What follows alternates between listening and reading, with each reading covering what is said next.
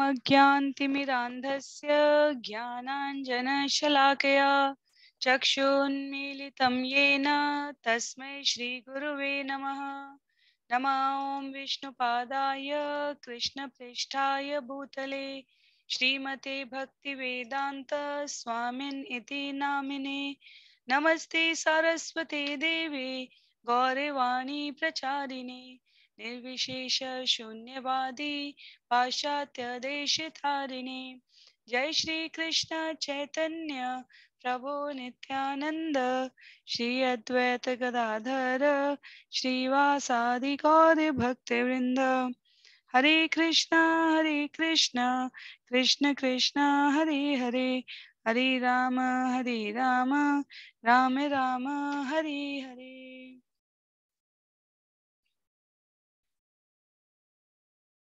हरे कृष्णा। आप सभी को दंडवत प्रणाम। श्री प्रभुपाद लीलामृत के इन सत्रों में आप सभी का स्वागत है। हम सभी यहाँ पर श्री सतस्वरूप दास गोस्वामी जी द्वारा लिखी गई ये जीवन संस्मरण की यात्रा, जिसमें श्री प्रभुपाद ने अंतर्राष्ट्रीय कृष्ण भावनामृत संघ की स्थापना के माध्यम से कृष्ण भावनामृत को, चैतन्य महाप्रभु के कलयुग के लिए दिए गए मंत्र को, श्री भक्ति सिद्धांत सरस्वती ठाकुर के प्रति जो श्री प्रभुपाद के गुरु महाराज है उनके प्रति उनकी जो प्रतिबद्धता थी, उसको पूरे विश्व में नगरे नगरे ग्रामे ग्रामे स्थापित करने का प्रयास किया था, सफलतापूर्वक स्थापित भी किया था। तो अब तक के 45 सत्रों में हमने 22 प्रकरणों का अध्ययन किया है, श्रवण पठन किया है और इस विषय को सही प्रकार से प्रामाणिक सोच से समझने का प्रयास किया है। आज 46वें प्रकरण में 46वें सत्र में हम 23 प्रकरण 23 जिसका नाम है श्रीमान प्राइस का मामला, उसको श्रवण पठन और मनन करने का प्रयास करेंगे। इस अध्याय से हमें एक बहुत ही व्यवहारिक बिंदु का और श्रील प्रभुपाद के व्यक्तित्व के एक बहुत ही व्यवहारिक क्षेत्र का परिचय प्राप्त होगा। बहुत ही संक्षिप्त में प्रकरण 22 स्वामी हिप्पियो को आमंत्रित करते हैं, उसकी संक्षिप्त पुनरावृत्ति कर लेते हैं जैसा हम अपने सत्रों के आरंभ में करते आए हैं। हिप्पियो को आमंत्रित करते हैं कि क्रम में श्रील प्रभुपाद, जिनको अमेरिका की धरती पर करीब करीब 1.5 वर्ष हो चुके थे, सितंबर 1965 में पहुंचे श्रील प्रभुपाद न्यूयॉर्क में और 1967 जनवरी के दूसरे सप्ताह में मुकुंद और जानकी के आमंत्रण पर वे अमेरिका के एक सिरे से दूसरे सिरे की यात्रा करते हैं। न्यूयॉर्क से वो सैन फ्रांसिस्को पहुंचते हैं। वहाँ हिप्पियों का बहुत बड़ा समूह था, बहुत बड़ा सम्मेलन होने जा रहा था। श्रील प्रभुपाद ने अपने अनुयायियों के सहयोग से वहाँ हरे कृष्ण महामंत्र को स्थापित किया। वहाँ के पत्र पत्रिकाओं, समाचार पत्रों में श्रील प्रभुपाद और उनके किए गए प्रयासों की सामान्य नागरिकों द्वारा, सरकारों द्वारा, विभिन्न संस्थाओं द्वारा बड़ी ही सकारात्मक प्रतिक्रिया प्राप्त हुई। उसका विशेष कारण ये था कि उस समय के अमेरिकन समाज में जो मनोवैज्ञानिक रूप से भटके हुए नवयुवकों का दल था, वो सरकार के नियंत्रण से भी बाहर हो चुका था। तो हमने पिछले सत्र में पठन के समय, जब हम कल के सत्र में श्रवण कर रहे थे, तो हमने पढ़ा कि किस प्रकार सतस्वरूप दास गोस्वामी जी बताते हैं कि हरे कृष्ण केंद्र को वहां के नागरिक, यहाँ तक कि पुलिस भी इस तरह देखने लगी थी जैसे दुनिया की समस्त प्रकार के भटके हुए युवकों का आश्रय स्थल यही हो सकता है, क्योंकि यहाँ उन्हें जिस प्रकार का संरक्षण प्राप्त हो रहा था वह अपने आप में दिव्य और अद्भुत था। उसमें होने वाले मनोभावों से परिवर्तित निकलने वाले जो आत्मविश्वास खो चुके आत्महीन नवयुवक थे, वो किस प्रकार पुनः मुख्य धारा में स्वयं को जोड़ पा रहे थे, यह देखकर वहां एक समय ऐसा आ गया श्रील प्रभुपाद की उपस्थिति में, और ये जनवरी फरवरी की बात हो रही है, जनवरी फरवरी 1967 की, जब दोपहर का भोजन निशुल्क वितरित होने लगा और 150 से 200 तक हिप्पी कहे जाने वाले लोग पहुंचने लगे थे।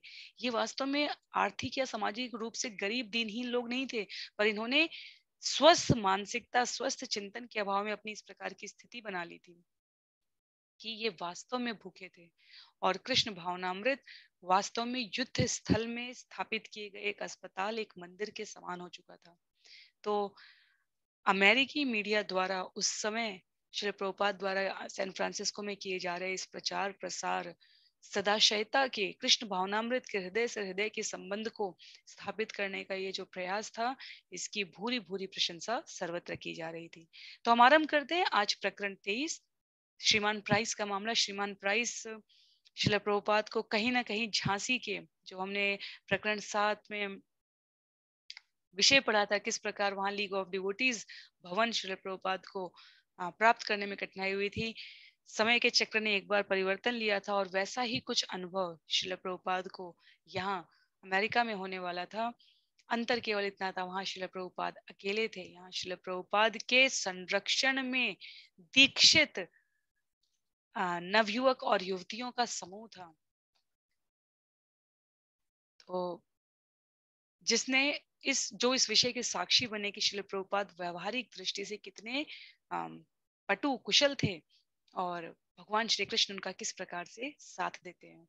तो आरंभ करने जा रहे हैं। जिनके पास पुस्तक है उनसे अनुरोध रहेगा पुस्तकों का प्रयोग करें। जिनके पास नहीं है उनके लिए यहाँ स्क्रीन पर मैं ये विषय प्रस्तुत करूंगी, पंक्ति दर पंक्ति हम श्रवण करने का प्रयास करेंगे। प्रकरण 23, श्रीमान प्राइस का मामला। न्यूयॉर्क में स्वामी जी के शिष्य आश्चर्य में थे कि स्वामी जी की अनुपस्थिति में भी वे उनका कार्य कर रहे थे। शुरू में सवेरे सवेरे उठना, स्टोर फ्रंट जाना, कीर्तन करना और कक्षा लगाना कठिन मालूम होता था। स्वामी जी के बिना हर चीज खाली लगती थी, परंतु स्वामी जी ने उन्हें सिखा दिया था कि क्या क्या करना चाहिए और धीरे धीरे उन्हें अनुभव हो गया था कि उन्हें केवल उसका अनुकरण करना चाहिए जो वे उन्हें दिखा गए हैं, ठीक जैसे एक बच्चा अपने माँ बाप का अनुकरण करता है। और यह सफल रहा। पहले उन्हें व्याख्यान देने या कीर्तन कराने में बहुत शर्म लगती थी, इसलिए वे स्वामी जी के कीर्तनों और व्याख्यानों का टेप चलाया करते थे। लेकिन जब कई शामें बीत गई और अतिथि मंदिर में आते गए, तब भक्तों को सजीव व्याख्यान देने को लाचार होना पड़ा। राय राम, ब्रह्मानंद, सत्स्वरूप और रूपानुग बारी बारी से छोटे व्याख्यान देने लगे और लोअर ईस्ट साइड के उन्हीं श्रोताओं के चुनौती भरे प्रश्नों के उत्तर भी देने लगे जिन्हें श्रील प्रभुपाद ने अपने उत्तरों से 6 महीने से वशीभूत कर रखा था। पहले पहल उनके बिना चीजें डावाडोल बनी रही और उनकी अनुपस्थिति खटकती रही, किंतु तब भी एक अर्थ में वे अब भी उपस्थित थे और भक्तों ने पाया कि हर कार्य, जब भोजन बनाना, प्रसाद वितरण, प्रचार कार्य अब भी चल सकता है। 19 जनवरी को सैन फ्रांसिस्को पहुंचने के ठीक 3 दिन बाद प्रभुपाद ने अपने न्यूयॉर्क के शिष्यों को लिखा था। वे उनकी आध्यात्मिक संतान थे और उन्हें बहुत प्रिय थे। यद्यपि वे अपनी मातृभूमि भारत से बहुत दूर थे, लेकिन उन्होंने वहां किसी को लिखने की बात नहीं सोची थी। वे सन्यासी थे, इसलिए किसी पारिवारिक सदस्य या संबंधी को लिखने में उनकी रुचि नहीं थी। जहां तक उनके गुरु भाइयों को लिखने का प्रश्न था, उसका कोई महत्व नहीं था, क्योंकि उन्होंने उनकी सहायता करने के प्रति बार बार उदासीनता दिखाई थी। किंतु नए शहर और नए लोगों के बीच पहुंचने और सफलता की प्रारंभिक धूमधाम प्राप्त कर लेने के बाद प्रभुपाद चाहते थे कि वे अपना समाचार उन लोगों तक पहुंचाएं जो उस समाचार को जानने के लिए उत्सुक थे। वे अपने उन शिष्यों को पुनः आश्वस्त करना चाहते थे जिनसे केवल कुछ महीनों के प्रशिक्षण के बाद वे न्यूयॉर्क में कृष्ण भावनामृत आंदोलन चलाने की आशा करते थे। प्रिय ब्रह्मानंद, हयग्रीव, कीर्तनानंद, सत्स्वरूप, गर्ग मुनि, अच्युतानंद, जदुरानी, मेरा अभिवादन और गुरु गौरांग गिरधारी गंधर्विका का आशीर्वाद स्वीकार करें। आपको हमारे यहाँ सकुशल पहुंचने और यहाँ के भक्तों द्वारा हमारे अच्छे स्वागत का समाचार मिल चुका है। श्रीमान एलन गिन्सबर्ग और 50 या 60 अन्य लोगों ने हवाई अड्डे पर हमारी अगवानी की और जब मैं अपने कमरे में पहुंचा तो वहां कुछ पत्र संवाददाता भी मौजूद थे जिन्होंने मेरे मिशन की ओर ध्यान दिया। एग्जामिनर और क्रॉनिकल्स जैसे 2-3 पत्र समाचार छाप चुके हैं। एक समाचार इस पत्र के साथ भेज रहा हूँ। मेरी इच्छा है कि इस समाचार की 1000 प्रतियां तुरंत ऑफसेट प्रणाली से छपा ली जाए, जिनमें से 100 प्रतियां यथाशीघ्र यहाँ भेज दी जाएं। मुझे मालूम है कि आपको मेरी अनुपस्थिति खल रही है। कृष्ण आपको शक्ति देंगे। शारीरिक उपस्थिति का महत्व नहीं है। गुरु महाराज से प्राप्त दिव्य ध्वनि की उपस्थिति जीवन में मार्गदर्शक होनी चाहिए। उससे हमारा आध्यात्मिक जीवन सफल होगा। यदि मेरी उपस्थिति बहुत खले तो आप मेरे बैठने के स्थानों पर मेरे चित्र रख सकते हैं। यह आपके लिए प्रेरणा का स्रोत होगा। भवन के संबंध में अंतिम निर्णय के बारे में जानने को मैं उत्सुक हूँ। मैं 1 मार्च 1967 तक भवन खोलना चाहता हूँ। इस विषय में प्रबंध होशियारी से किया जाए। डिक्टाफोन के लिए अभी तक मुझे टेप नहीं मिले हैं। आपको टेप मैंने कल भेजे हैं, कृपा करके मेरा आशीष श्रीमान नील को पहुंचाएं। श्रीमान रायराम भोजन अच्छा बना लेते हैं और भक्तों को प्रसाद बांटते हैं, जिनकी संख्या कभी कभी 70 तक पहुंच जाती है। यह बहुत उत्साहजनक है। मेरा विचार है कि यह केंद्र जल्दी से जल्द बहुत अच्छी शाखा बन जाएगा। हर चीज प्रत्याशित है। आशा है आप सब अच्छी तरह हैं।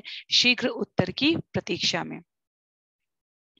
पत्र सहायक सिद्ध हुआ, विशेषकर उसका दूसरा अनुच्छेदन। ब्रह्मानंद ने उसे स्टोर फ्रंट में लगा दिया था। स्वामी जी ने स्पष्ट उल्लेख किया था कि वे सब अब भी उनके साथ थे और स्वामी जी भी न्यूयॉर्क में उनके साथ थे। यह एक विशेष बात थी। अलग होते हुए भी गुरु महाराज की सेवा और सैन फ्रांसिस्को के शिष्य भी जो स्वामी जी के साथ हर दिन रह रहे थे, ऐसी सेवा का विशेष स्वाद अभी तक नहीं जान पाए थे। न्यूयॉर्क में भक्तजन जब अपना हर दिन का कार्य करते थे तो वे प्रायः स्वामी जी के पत्र से उद्धरण देते थे और उसे स्मरण करते थे, कृष्ण आपको शक्ति देंगे। पार्थिव उपस्थिति का उतना महत्व नहीं है। गुरु महाराज से प्राप्त दिव्य ध्वनि की उपस्थिति ही जीवन में पथ प्रदर्शक होनी चाहिए। वही हमारे आध्यात्मिक जीवन को सफल बनाएगी। यद्यपि प्रभुपाद ने लिखा था कि उनका चित्र उनके बैठने के स्थानों पर रखा जा सकता था, पर किसी के पास स्वामी जी का चित्र नहीं था। उसके लिए उन्हें सैन फ्रांसिस्को के शिष्यों को लिखना पड़ा। एक लड़के ने मामूली रंगीन फोटो खींचे और उन्हें न्यूयॉर्क भेज दिया, और भक्तों ने उनमें से एक को स्वामी जी के कमरे में उनके आसन पर रख दिया। यह कार्य सहायक सिद्ध हुआ। प्रभुपाद के लिए भी जो पत्र उन्होंने न्यूयॉर्क के शिष्यों को लिखा था, वह एक मील के पत्थर जैसा बन गया। उसी आधार पर वे एक विश्वव्यापी आंदोलन चलाने की आशा रखते थे। वे एक स्थान से दूसरे स्थान की यात्रा करते रह सकते थे और अपने उपदेशों के माध्यम से एक साथ बहुत से स्थानों में उपस्थित रह सकते थे। तो इस प्रकार से हम देख रहे हैं कि ये अभी दूसरे केंद्र की बात हो रही है और शिष्यों को पहले केंद्र में उनकी अनुपस्थिति खल रही है। इसलिए श्रील प्रभुपाद ने जिस आधारभूत सिद्धांत का यहाँ पर संप्रेषण किया है, उन्होंने कहा वपु उतना पार्थिव शरीर की उतना महत्व नहीं है जितना गुरु के मुख से निकले हुए दिव्य ध्वनि, दिव्य वाणी, दिव्य संदेश का महत्व है। अर्थात उनके वचनों की आज्ञा पालन करना हमारे जीवन की विशिष्ट उपलब्धि, विशिष्ट दिशा निर्देशक तत्व समझी जानी चाहिए, ना कि केवल उनकी वहां उपस्थिति मात्र। और इसने न्यूयॉर्क के भक्तों को बहुत प्रेरणा दी। न्यूयॉर्क मंदिर के अध्यक्ष के रूप में ब्रह्मानंद अक्सर सैन फ्रांसिस्को फोन किया करते थे जब ही केंद्र बिंदु है। उन्होंने हयग्रीव से कहा, हम सदा बैठ सकते हैं और कीर्तन कर सकते हैं। हमारी समझ में आने लगा है कि जब स्वामी जी कहते थे कि अलग होने पर उपासना अधिक आस्वाद्य बन जाती है, तो उनका क्या आशय था। और श्रील प्रभुपाद अपने न्यूयॉर्क के शिष्यों को नियमित रूप से कम सप्ताह में एक बार लिखा करते थे। ब्रह्मानंद को अधिकतर कारोबार संबंधी आदेश मिला करते थे। न्यूयॉर्क में एक नया मकान खरीदने की व्यवस्था कीजिए, श्रीमान कॉलमैन से मिलिए और कीर्तन के रिकॉर्ड की प्रतियां प्राप्त कीजिए। एक फिल्म वाले ने भक्तों का जो एक चलचित्र बनाया था, उसकी एक प्रति प्राप्त कीजिए। भगवत गीता को प्रकाशित करने की संभावना के बारे में पता लगाइए। मुझे एक अच्छी टाइपराइटर मशीन की सहायता मिल जाए। प्रभुपाद ने ब्रह्मानंद को लिखा, तो हर 3 महीने हम एक पुस्तक प्रकाशित कर सकते हैं, और हमारे पास जितनी ही अधिक पुस्तकें होंगी, हम उतने ही अधिक सम्मान्य बनेंगे। सत्स्वरूप को प्रभुपाद का पत्र मिला कि वे नई पुस्तक टीचिंग्स ऑफ लॉर्ड चैतन्य के लिखाए गए टेपों को टाइप कर डालें।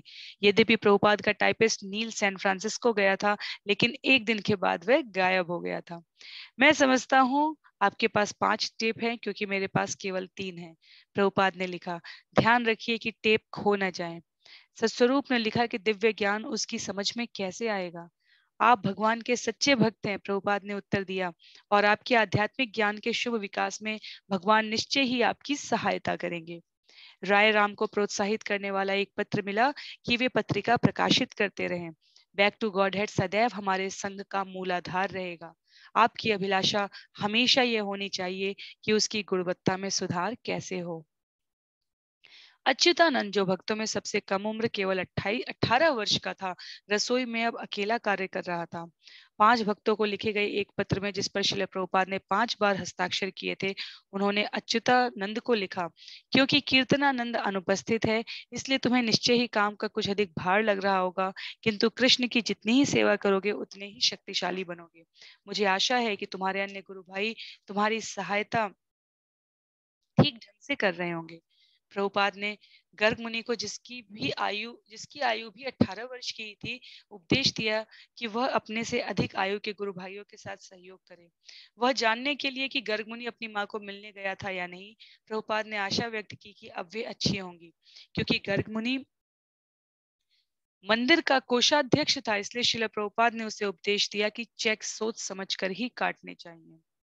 प्रभुपाद ने जदुरानी को लिखा, मैं तुम्हें हमेशा सबसे अच्छी लड़की के रूप में याद करता हूँ, क्योंकि तुम कृष्ण की सेवा इतनी भक्ति के साथ कर रही हो। जदुरानी ने प्रभुपाद को सूचित किया था कि उसके एक मित्र लड़के ने उसे धोखा दिया था। शिला प्रभुपाद ने उत्तर दिया, अच्छा हो कि तुम कृष्ण को अपना पति मान लो और वे कभी विश्वासघात नहीं करेंगे। इसलिए अपने आप को 24 घंटे कृष्ण की सेवा में लगाए रखो और तुम जान जाओगी कि तुम हर तरह से प्रसन्न हो। रूपानुग ने प्रभुपाद को लिखा था कि न्यूयॉर्क में तापमान 0 डिग्री से नीचे गिर गया था और 2 दिन तक बर्फानी तूफान तूफान चलता रहा था। श्री प्रभुपाद ने लिखा, यह स्थिति मेरे लिए निश्चय ही कुछ कष्टदायक होती, क्योंकि मैं बुढ़ा आदमी हूँ। मैं समझता हूँ कि यहाँ सैन फ्रांसिस्को में स्थानांतरित करके कृष्ण मेरी रक्षा करना चाहते थे। यहाँ का जलवायु भारत जैसा है और मैं आराम से हूँ, लेकिन तकलीफ भी है, क्योंकि तुम जैसे कई प्रिय शिष्यों के कारण न्यूयॉर्क मुझे बहुत अच्छा लगता था। जिस तरह मेरी अनुपस्थिति तुम्हें खल रही है, उसी तरह तुम लोगों की अनुपस्थिति मुझे भी खल रही है। किंतु कृष्ण भावनामृत के कारण हम प्रसन्न हैं, चाहे यहाँ रहें चाहे वहां रहें। प्रार्थना है कि कृष्ण की दिव्य सेवा में हम सदा लगे रहें। न्यूयॉर्क के नए शिष्यों को उनके आध्यात्मिक गुरु के शब्दों और स्वयं अपने अनुभवों से सांत्वना मिली। वियोग में सेवा दिव्य वास्तविकता है। माला फेरते हुए जप करने का उनका अभ्यास प्रगति कर रहा था और न्यूयॉर्क केंद्र आगे बढ़ रहा था। जब तक हमारा कीर्तन ठीक चलेगा, प्रभुपाद ने लिखा, तब तक कोई कठिनाई नहीं होगी। किंतु एक कठिनाई थी। जब तक प्रभुपाद न्यूयॉर्क में उपस्थित थे, एक नया मकान खरीदने के प्रयत्न ठीक से चल रहे थे, लेकिन उनके वहां से जाते ही एक समस्या उत्पन्न हो गई। प्रभुपाद के सैन फ्रांसिस्को के लिए प्रस्थान के बाद ही ब्रह्मानंद ने श्रीमान प्राइस को $1000 दिए थे और श्रीमान प्राइस ने वचन दिया था कि वे मकान प्राप्त करने में भक्तों की सहायता करेंगे। जब प्रभुपाद को यह मालूम हुआ तो वे चिंतित हो गए। यहाँ के भक्तों और न्यासियों की राय है कि बिना किसी समझौते के $1000 दिया गया खतरे में पड़ गया है। मुझे मालूम है कि आप भरसक प्रयत्न कर रहे हैं, लेकिन निर्णय लेने में भूल हुई है। मैं आपसे अप्रसन्न नहीं हूँ, लेकिन लोगों का कहना है कि श्रीमान प्राइस अन्य किसी स्रोत से वित्तीय सहायता दिलाने में कभी भी सफल नहीं होंगे। वे केवल एक के बाद एक बहाना करके समय निकाल रहे हैं। इसलिए आपने जो कुछ उन्हें दे दिया है, उसके अलावा एक पैसा भी आगे न दें। अगर वे और पैसे चाहते हों तो आप साफ मना कर दें। शिला प्रभुपाद को श्रीमान प्राइस पहली भेंट की याद थी। सुनहरे बाल और सुरुचिपूर्ण वेशभूषा वाले व्यापारी श्रीमान प्राइस ने, जिनका चेहरा शीतकाल में भी तांबे के रंग का था, पहली भेंट में प्रभुपाद को योर एक्सलेंसी महामहिम कहकर संबोधित किया था। अकेले इस संबोधन के कारण ही प्रभुपाद का उस पर से विश्वास उठ गया था। एक बंगाली कहावत है कि अत्यधिक भक्ति एक चोर का सूचक है।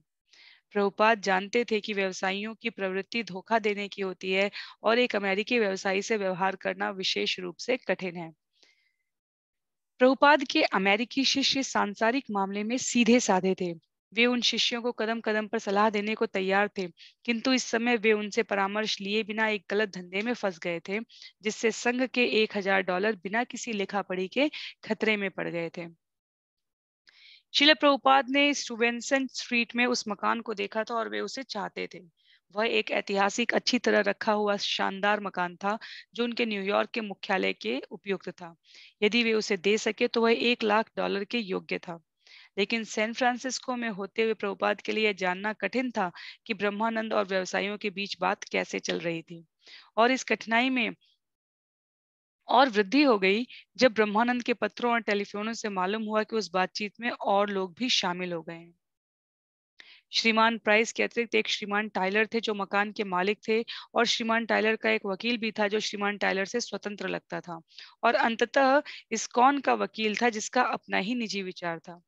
यद्यपि प्रभुपाद के शिष्य आमतौर से उनके आदेशों को मानते थे, लेकिन इस मामले में वे व्यवसायियों के वादों पर विश्वास करने पर तुले लगते थे। यद्यपि उनके आध्यात्मिक गुरु ने उन्हें ऐसा न करने के लिए सावधान किया था। प्रभुपाद को चिंता हो गई। सैन फ्रांसिस्को में उनके प्रचार को खतरा पैदा हो गया था, इस डर से कि न्यूयॉर्क में उन्होंने जो कार्य शुरू किया था उसमें उन्हें व्यवसायियों से धोखा होगा। किसी जिम्मेदार सलाहकार के न होने से प्रभुपाद इस समस्या पर कभी-कभी अपने कमरे में मुकुंद और अन्य भक्तों से विचार विनिमय करते। वे सभी सहमत थे कि सौदे में अनियमितता हुई मालूम पड़ती है। ब्रह्मानंद शायद गलत वादों पर चल रहे थे। किंतु ब्रह्मानंद श्रीमान प्राइस को एक विरल व्यक्ति मानते थे जो एक सफल आदमी थे और भक्तों की सहायता करना चाहते थे। दूसरे किसी सम्मानित व्यवसायी ने उनके प्रति कभी कोई रुचि नहीं प्रदर्शित की थी, लेकिन श्रीमान प्राइस ने उनकी बात सुनी और सहानुभूति दिखाई थी। वे भक्तों को हरे कृष्ण कहकर अभिवादन करते थे। ब्रह्मानंद को भक्तों की कमजोर आर्थिक और सामाजिक स्थिति भली भांति ज्ञात थी। वे सभी पहले के हिप्पी थे और गरीब थे, लेकिन प्राइस संपन्न व्यक्ति थे जिनकी कमीज पर हीरे के कफलिंग्स लगे थे और जो उनसे मिलकर हमेशा प्रसन्न होते थे, हाथ मिलाते थे, पीठ थपथपाते थे और भारत के धर्म को और भक्तों की छोटी मंडली के नैतिक व्यवहार को सराहते थे। श्रीमान प्राइस अपने कमरे में भक्तों के एक समूह से अतिथि रूप में मिले थे और उन्होंने उनमें से हर एक के बारे में अच्छी बातें कही थी। उन्होंने कहा था कि हायग्रीव बहुत अच्छे लेखक थे और यह कि बैक टू गॉडहेड बाजार में सबसे अच्छी पत्रिका थी और मिमियोग्राफ से निकली हुई इसकी प्रतियों का रूप मुद्रित पुस्तकों से भी अच्छा लगता था। उन्होंने कहा था कि वे भक्तों को चलचित्र का एक प्रोजेक्टर देंगे और वे यह कहते कहते रह गए थे कि यदि उनके कुछ पैसे उन्हें नगद वापस मिल गए तो वे संघ के लिए मकान दे देंगे। ब्रह्मानंद, जो हर सप्ताह श्रीमान प्राइस से कई बार मिलते थे, ऊंची आशाएं लेकर प्रसन्नता से फूले हुए लौटते थे। उन्हें उम्मीद थी कि इस संपन्न व्यक्ति के संरक्षण में कृष्ण भावनामृत आंदोलन भारी सफलता प्राप्त कर सकेगा। श्रीमान प्राइस का ऑफिस छोड़ने के बाद ब्रह्मानंद शाम को अन्य भक्तों से मिलते और जो कुछ हुआ होता उसे उनको बताते। उन रातों में जब सार्वजनिक कीर्तन न होता, जब भक्तजन आपस में बैठक करते थे, जिसे स्वामी जी ने इष्ट गोष्ठी का नाम दिया था, इन गोष्ठियों में गुरु महाराज के आदेशों पर चर्चा होती थी, किंतु अब इन गोष्ठियों में श्रीमान प्राइस और मकान की बातों का प्राधान्य हो गया। एक रात को ब्रह्मानंद ने बताया कि उन्होंने श्रीमान प्राइस को $1000 क्यों दिया था। श्रीमान प्राइस ने काम शुरू करने के लिए कुछ धन की मांग की थी। यह धन पेशगी के तौर पर था और श्रीमान प्राइस की पिट्सबर्ग की यात्रा के लिए भी था, जहां उन्हें यह मालूम करने के लिए जाना था कि क्या वे कृष्ण की सेवा के लिए वहां से अपना कुछ धन दे सकते थे। एक लड़के ने पूछा कि क्या कोई रसीद या लिखित अनुबंध था। स्वामी जी ने उन्हें सिखाया था कि उन्हें रसीदों का इस्तेमाल करना चाहिए, कम से कम अपने बीच। गर्ग मुनि और सत्स्वरूप कोषाध्यक्ष और सचिव के रूप में हर प्रमाण पत्र पर हस्ताक्षर करते थे और गर्ग मुनि उन्हें फाइल में रखते थे। इसमें वे हैट के लिए 50 सेंट और जूतों के लिए $30 जैसी रसीदें भी शामिल थी। ब्रह्मानंद ने बताया कि उन्होंने श्रीमान प्राइस से लिखित अनुबंध की चर्चा की थी, लेकिन इस मामले पर बल नहीं दिया था। जो भी हो, यह आवश्यक नहीं था और न ही वांछनीय था, क्योंकि वे श्रीमान प्राइस से न केवल व्यावसायिक वार्ता चला रहे थे, वरन उनके साथ संबंध का अनुशीलन भी कर रहे थे। श्रीमान प्राइस एक शुभ चिंतक थे, एक मित्र थे जो उदारतावश उनकी सहायता कर रहे थे। वे महान कार्य करने जा रहे थे और मकान प्राप्त करने में अपने प्रभाव का इस्तेमाल कर रहे थे। यह $1000 मकान के मामले में संघ की ओर से रुचि प्रदर्शन का एक संकेत था और श्रीमान प्राइस के मित्रों को बताना था कि भक्तजन केवल परिहास ही नहीं कर रहे थे, वरन उनके पास कुछ धन था। तो इस प्रकार से हम देख रहे हैं कि कैसे व्यावसायिक रूप से चाटुकार व्यक्ति भक्त को, ब्रह्मानंद जैसे भक्तों को अपने लेन देन की इस गफलत में, षड्यंत्र में शामिल कर रहे थे। ब्रह्मानंद सरल सरल हृदय के, श्रील प्रभुपाद के आदेशों का पालन करने वाले भक्त थे और श्रीमान प्राइस भौतिक जिंदगी की गुड़ा, जो जोड़ घटाना गुड़ा भाग जो तिकड़म होती है व्यवसाय की, उसका प्रभाव, उसका इस्तेमाल करते हुए, प्रयोग करते हुए भक्तों से इस प्रकार पैसे वसूल चुके थे। तो $1000 जा चुके हैं अभी तक और कहीं कोई लिखा पढ़ी नहीं थी इसकी। वास्तव में भक्तों के पास $10,000 थे, 5,000 छोटे मोटे अनुदानों को मिलाकर और 5,000 एक धनी हिप्पी का अनुदान। अनुदानों के अलावा मंदिर की $800 प्रति मास की नियमित आय थी। ब्रह्मानंद को न्यूयॉर्क सिटी पब्लिक स्कूल संगठन में स्थानापन्न अध्यापक के रूप में कार्य करने के लिए $400 मिलते थे और सत्स्वरूप कल्याण विभाग का कार्य देखने के लिए $400 पाते थे। लेकिन भक्त कोई मकान खरीदने की स्थिति में नहीं थे और उन्हें इस बात का पता था। इसका एक कारण यह भी था कि ब्रह्मानंद ने इस गोष्ठी में बताया कि उन्हें श्रीमान प्राइस पर क्यों निर्भर रहना था। उन्होंने तर्क दिया था कि स्वयं स्वामी जी ने उन्हें प्रेरित किया था कि $1 लाख वाला मकान खोजें। स्वामी जी जानते थे कि ऐसे मकान की कीमत वे नहीं दे सकते जब तक कि कोई असामान्य ढंग न निकले, और ब्रह्मानंद ने इस बात पर जोर दिया कि वह ढंग श्रीमान प्राइस ही हो सकते थे। स्वामी जी मकान चाहते थे। सैन फ्रांसिस्को पहुंचते ही उन्होंने लिखा था कि मैं मकान के संबंध में अंतिम निर्णय जानने को उत्सुक हूँ।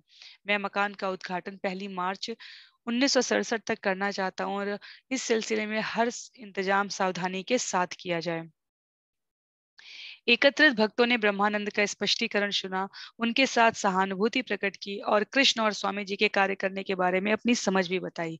कुछ टिप्पणियां भी हुई और कुछ भक्तों ने विरोध भी प्रकट किया, लेकिन मुख्य रूप से सभी सहमत थे कि ब्रह्मानंद जो वार्ता श्रीमान प्राइस से चला रहे थे वह ठीक थी।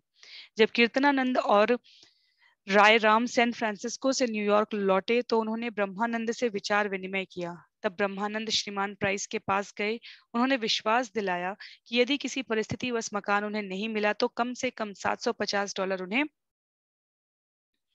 वापस कर देंगे। शेष $250 भक्तों के काम से यात्रा में खर्च हो गए थे, परंतु उन्हें मकान मिलकर रहेगा, श्रीमान प्राइस ने विश्वास दिलाया। तब श्रीमान प्राइस ने ब्रह्मानंद को नवीनतम बात बताई।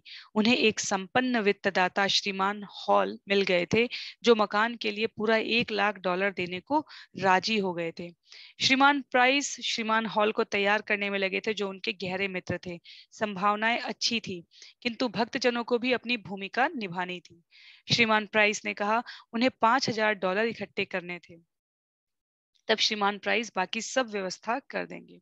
श्रीमान प्राइस ने एक वास्तुशिल्पी से पार्क एवेन्यू में एक मीटिंग तय की, और शीघ्र ही ब्रह्मानंद और सत्स्वरूप श्रीमान प्राइस और उनके वास्तुशिल्पी मित्र के साथ बैठकर मकान की रूपरेखा पर सिंहावलोकन करने लगे। मकान को वास्तविक भारतीय मंदिर का रूप देने के लिए वास्तुशिल्पी ने उसके लिए ऐसे अग्रभाग का प्रस्ताव किया जिसमें मेहराब हो, और यदि वे पसंद करें तो गुंबद भी हो। यह सब कुछ बहुत अच्छा था, पर किसी का साहस यह पूछने का नहीं हुआ कि इस पर लागत कितनी आएगी। श्रीमान प्राइस ने संकेत दिया कि यह कार्य निशुल्क हो सकता है। स्वयं अपने लिए और अपने मित्र के लिए गिलास में शराब डाल लेने के बाद श्रीमान प्राइस ने ब्रह्मानंद और सत्स्वरूप को भी देनी चाहिए, यद्यपि वे जानते थे कि वे दोनों इसे नहीं स्वीकार करेंगे। श्रीमान प्राइस और उसके उनके मित्र ने टनटनाते गिलासों को उठाया। वे मुस्कुराए और शिष्टता पूर्वक गिलासों को छुआते हुए एक दूसरे की और दोनों लड़कों के स्वास्थ्य की शुभकामना के साथ हरे कृष्ण कहते हुए पी गए। लिफ्ट से नीचे उतरते हुए श्रीमान प्राइस ने भक्तों की भगवत भक्ति का उत्साहपूर्वक बखान किया। उन्होंने कहा कि दूसरे लोग ईश्वर के अस्तित्व के विषय में तर्क वितर्क कर सकते हैं, किंतु भक्तों का निजी अनुभव इस विषय में सबसे अधिक विश्वासोत्पादक चीज है। आपका व्यक्तिगत साक्ष्य, श्रीमान प्राइस ने विश्वास दिलाया, सर्वश्रेष्ठ तर्क है। यह बहुत शक्तिशाली चीज है। दोनों लड़कों ने सिर हिलाया। बाद में वे शराब के बारे में आपस में हंसते रहे, लेकिन तब भी उन्हें लगा कि ये लोग सहायता करना चाहते थे। तो हम यहाँ पर स्पष्ट रूप से देख सकते हैं कि व्यावसायिक संबंध की आड़ में श्रीमान प्राइस श्रीमान हॉल वास्तव में ब्रह्मानंद, गर्ग मुनि, सत्स्वरूप इन भक्तों को ठगना चाहते हैं। बिल्कुल एक पंक्ति में यही सत्यवाद है। और श्रील प्रभुपाद लिखते हैं, जब श्रील प्रभुपाद को नवीनतम गतिविधियों का पता चला तो अपने शिष्यों की आशावादिता से वे सहमत नहीं हुए। 3 फरवरी को उन्होंने गर्ग मुनि को लिखा, मैंने तुम्हारे भाई ब्रह्मानंद से कल फोन पर बात की थी। मुझे प्रसन्नता है कि श्रीमान प्राइस ने वादा किया है कि मकान की बिक्री तय नहीं हुई तो वे $750 लौटा देंगे, लेकिन किसी भी हालत में जो कुछ दिया जा चुका है उसके अलावा 1 सेंट भी ना तो श्रीमान प्राइस को देना, ना उनके वकील को, जब तक कि वास्तविक विक्रय अनुबंध न हो जाए। मुझे इस सौदे से बड़ी निराशा है, क्योंकि $1,000 का भुगतान करने के पहले वकील से या संपत्ति के मालिक से कोई आधारिक समझौता नहीं हुआ। यह कारोबारी ढंग नहीं है। जब तक कि आधारभूत समझौता ना हो जाए तब तक सौदा कैसे होगा? यदि कोई आधारभूत समझौता नहीं हुआ तो समय और शक्ति का यह अपव्यय क्यों? मेरी समझ में तो आता नहीं। और यदि कोई आधारभूत समझौता हुआ तो इतनी जल्दी उसमें परिवर्तन क्यों? इसलिए मेरा मन शुद्ध है। यदि कोई आधारभूत समझौता नहीं हुआ था तो वकील नियुक्त करने की क्या आवश्यकता थी? जो हो, तुम्हें मेरी यह सलाह है कि और धन देने के पहले तुम मुझसे परामर्श कर लेना, पर मुझे आशा है कि बिना और अधिक विलंब किए तुम इस मामले को सफलतापूर्वक निपटा लोगे। श्रीमान श्रील प्रभुपाद ने गर्ग मुनि को यह भी आदेश दिया था कि बैंक में जो $10,000 थे उन्हें वह बचा कर रखें और कभी भी इतना धन नहीं निकालें कि अवशेष राशि $6,000 से कम रह जाए। प्रभुपाद एक ऐसा खाता छोड़ गए थे जो भक्तों के हस्ताक्षर से चलता था, परंतु एक खाता ऐसा भी था जिसके नियंत्रक वे स्वयं थे। अब उन्होंने अपने शिष्यों से कहा कि वे अपने खाते से $6,000 निकाल के उनके खाते में रख दें। ब्रह्मानंद को उन्होंने लिखा, जो ही मकान खरीदने के लिए बिक्री का अनुबंध तैयार हो जाएगा, मैं यह $6,000 तुरंत ट्रांसफर कर दूंगा। 10 फरवरी को प्रभुपाद ने कीर्तनानंद को लिखा, जहां तक मकान का संबंध है मेरी टिप्पणी सही थी कि कोई निश्चित समझौता नहीं है। ऐसे सौदे में हर चीज लिखा पढ़ी में होती है, किंतु लिखा पढ़ी में कोई चीज नहीं हो रही है, प्रत्युत हर चीज श्रीमान प्राइस के विश्वास पर हो रही है। इस समझौते को 1 मार्च 1967 तक पूरा कर लें और इस मामले को बंद कर दें। मैं समझता हूं कि इस संबंध में यह मेरा आखिरी शब्द है। तुम सभी सयाने लड़के हो और तुम अपने विवेक का इस्तेमाल करो और इस सौदे को अनिश्चित काल तक खींचे बिना पूरा कर डालो। यदि हम किसी तरह एक मकान खरीदने में समर्थ नहीं होते, तो इसका मतलब यह नहीं है कि हम 26 सेकेंड एवेन्यू में अपना कार्यकलाप बंद कर दें। इसलिए सब कुछ बंद करके वहां से सैन फ्रांसिस्को आने का कोई प्रश्न नहीं उठता है। तब 15 फरवरी को प्रभुपाद ने सत्स्वरूप को लिखा, ब्रह्मानंद के पत्र व्यवहार से मुझे लगता है कि कई कारणों से मकान पाना हमारे लिए संभव नहीं है। मुख्य कारण यह है कि हमारे पास देने के लिए नगद धन नहीं है और अन्य कोई उस मकान में नगद धन नहीं लगाएगा, क्योंकि यह न तो पूरा है न उससे कोई आमदनी है। मकान पाने की आशा निरी कल्पना है और श्रीमान प्राइस का आश्वासन झूठा है। तुम सब अबोध बालक हो, जिन्हें संसार का कोई अनुभव नहीं है। यह धूर्त संसार तुम्हें कभी भी धोखा दे सकता है। इसलिए कृष्ण भावनामृत का सेवन करते हुए संसार से सावधान रहो। जब कृष्ण चाहेंगे तो मकान अपने आप हमको मिल जाएगा। श्रील प्रभुपाद के संदेह की पुष्टि हो गई जब श्रीमान प्राइस ने उन्हें धन के लिए लिखा। यदि श्रीमान प्राइस के पास इतना धन था, प्रभुपाद ने तर्क किया, तो वे प्रभुपाद को धन के लिए क्यों लिख रहे थे? 17 फरवरी को श्रील प्रभुपाद ने श्रीमान प्राइस को लिखा, यदि इस्कॉन को वास्तव में मकान खरीदना है तो उसके लिए बिक्री का अनुबंध करना पड़ेगा। यदि बिक्री का अनुबंध हो जाता है तो मेरे यहाँ के और न्यूयॉर्क के शिष्य जी जान से धन संग्रह करेंगे। अनुबंध के बिना हर चीज हवाई मालूम होती है और श्रीमान टाइलर या उनके वकील अपनी बात को कभी भी बदल सकते हैं, जैसा कि वे पहले कर भी चुके हैं। श्रील प्रभुपाद का संदेश स्पष्ट था। यद्यपि ब्रह्मानंद की शिकायत थी कि पारस्परिक संपर्क अपर्याप्त है, स्थितियां हमेशा बदल रही थी और ताजा परिवर्तनों की संपुष्टि प्रभुपाद से ब्रह्मानंद हमेशा प्राप्त नहीं कर पाते थे। स्वामी जी अपने आदेश पत्र में लिखते थे और यद्यपि उनके भक्त जो कुछ वे कहते थे उसका पालन हमेशा करते थे, लेकिन जब तक उनका पत्र पहुंचे परिस्थिति प्रायः बदल गई होती थी। नई सूचना मिलने पर कभी कभी स्वामी जी अपना मत बदल देते थे। कभी ऐसा भी होता कि ब्रह्मानंद टेलीफोन करते और स्वामी जी उपलब्ध न होते। ब्रह्मानंद सैन फ्रांसिस्को के शिष्यों द्वारा स्वामी जी तक संदेश पहुंचाना ठीक नहीं समझते थे, क्योंकि वे जानते थे कि उन शिष्यों के मन में पूरे सौदे के प्रति संदेह था। यदि न्यूयॉर्क को मकान मिल जाता है तो सैन फ्रांसिस्को को $1,000 का अनुदान देना पड़ेगा और सैन फ्रांसिस्को के शिष्यों की कृष्ण की सेवा में धन खर्च करने की अपनी योजना थी। श्रीमान प्राइस ने न्यूयॉर्क के शिष्यों को संकेत से बताया कि हो सकता है कि स्वामी जी न समझ पा रहे हो कि अमेरिका में सौदेबाजी कैसे होती है। उनके प्रति पूरा सम्मान जताते हुए उन्होंने कहा कि महामहिम श्रील प्रभुपाद से किसी अन्य देश की वित्तीय व्यवस्था की बारीकियों को समझने की आशा नहीं की जा सकती और क्रय अनुबंध के लिए महामहिम की प्रार्थना वैसी ही है जैसा श्रीमान प्राइस के शब्दों में घेरेदार लहंगे से बाहर जाना। ब्रह्मानंद और सत्स्वरूप नहीं जानते थे कि इसका क्या उत्तर दें। श्रीमान प्राइस की टिप्पणी उन्हें निंदापूर्ण लगी, किंतु ब्रह्मानंद और सत्स्वरूप श्रीमान प्राइस द्वारा किए गए वादों में फंसे हुए थे और वे उनसे मिलते रहे। वे श्रीमान प्राइस से मिलते थे और तब हरे कृष्ण कहते हुए सेकेंड एवेन्यू को सबवे में ट्रेन से लौट जाते थे। श्रील प्रभुपाद लगभग हर दिन न्यूयॉर्क के कई शिष्यों को लिखते रहते थे। 18 फरवरी को उन्होंने एक पत्र ब्रह्मानंद को लिखा जिसके सिरे पर गोपनीय टंकित था। यदि आप समझते हैं कि वे हमारे लिए धन प्राप्त कर सकेंगे, यदि आप समझते हैं कि इस समय तक जो कुछ हुआ है उससे आशा का कुछ आधार बनता है, तब आप वार्ता चलाते रहें जैसा कि वे कर रहे हैं, लेकिन उनके किसी भी तर्क में फंसकर कृष्ण के लिए उन्हें एक शदाम भी न दें। हो सकता है कि वे भरसक कोशिश कर रहे हों, लेकिन वे इसे कर नहीं सकेंगे। यह मेरी सच्ची राय है।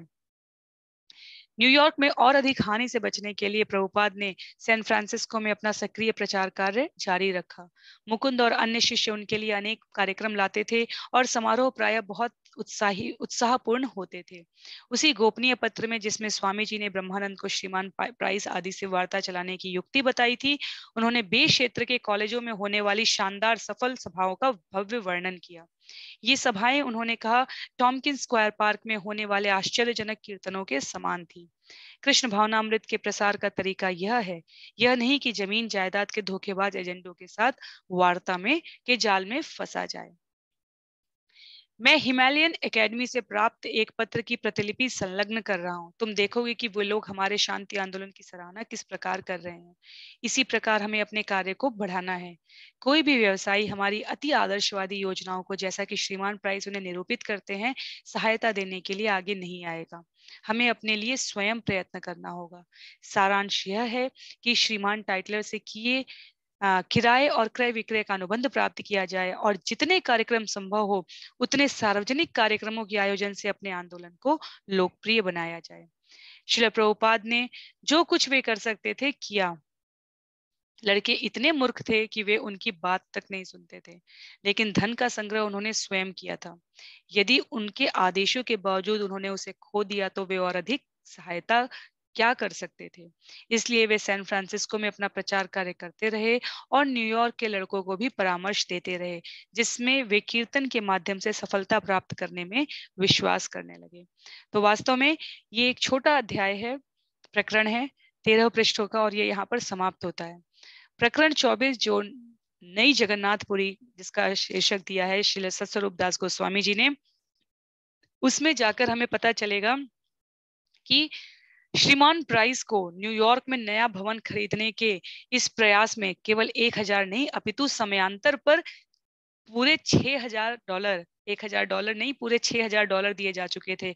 और ये कथा आगे अगले प्रकरण में आएगी और किस प्रकार श्रील प्रभुपाद ने उसमें से अधिकतम धन की वापस इस्कॉन के कोष में वापसी करा ली थी। तो ये सारी बातें हमें अगले प्रकरण में पता चलेगी, पर ये प्रकरण संक्षिप्त प्रकरण था क्योंकि ये एक प्रकार की बंदर की तरह उटपटांग कलाबाजी किए हुए भक्तों की कलाकारी थी, जो कि भक्ति में प्रवेश करने के पश्चात पूरे विश्व को ही वैकुंठ समझने लग गए थे और सभी के वचनों पर उन्होंने सरल तरीके से विश्वास करना आरंभ कर दिया। श्रील प्रभुपाद उन्हें व्यवहारिक रूप से बता रहे थे कि ये जगत, ये जो संसार है, ये हमें धोखा देने में कभी कोई कसर नहीं रखेगा, पर भक्त इतने सरल थे कि वो इस विषय को नहीं समझ पाए थे। तो हमें वहां आगे पता चलेगा कि किस प्रकार श्रीमान प्राइस, ब्रह्मानंद, सत्स्वरूप दास गोस्वामी और इन लोगों को बरगला कर $6000 इस्कॉन के फंड से वसूल चुके थे। और अगले उसी प्रकरण में हमें पता चलेगा कि कैसे श्रील प्रभुपाद श्रीमान प्राइस को संदेश भिजवाते हैं, कहते हैं कि लिखो, महामहिम वापस आ चुके हैं, और वो उसमें से ज्यादातर धन वापस इस्कॉन के अकाउंट में आ जाता है। तो उसको पढ़ने के लिए हम लोग अगले सत्र में प्रयास करेंगे। आज के लिए सत्र को यहीं पर समाप्त करते हैं। श्रील प्रभुपाद की जय, श्रील गुरुदेव की जय, अनंत कोटि वैष्णव वृंद की जय। हरे कृष्ण।